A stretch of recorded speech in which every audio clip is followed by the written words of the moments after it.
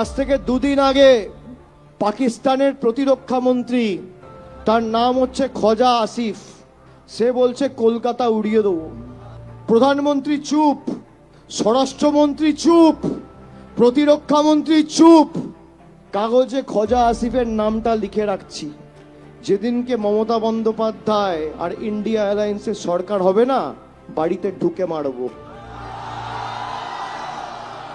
পাকিস্তানে বসে কলকাতা ওড়ানোর হুমকি দেবে, আর প্রধানমন্ত্রী এসে এখানে কুচবিহারের সভা করবে, নিয়ে বলবে তৃণমূলকে হাঁটাও।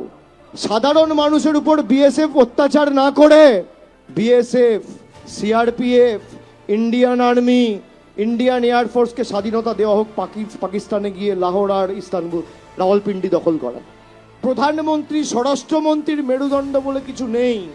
এখানে যারা রয়েছে আপনারা আমার সাথে একমত যে আমাদের পাকিস্তানি বলে, আমাদের বাংলাদেশি বলে, আর পাকিস্তান আর বাংলাদেশে বসে লোকেরা ভারতবর্ষে দিল্লি আর কলকাতা ওড়ানোর হুমকি দেয়, আর প্রধানমন্ত্রী বসে বসে আঙ্গুল চষে। এই হচ্ছে বিজেপি, এই আপনার 56 ইঞ্চি ছাতি।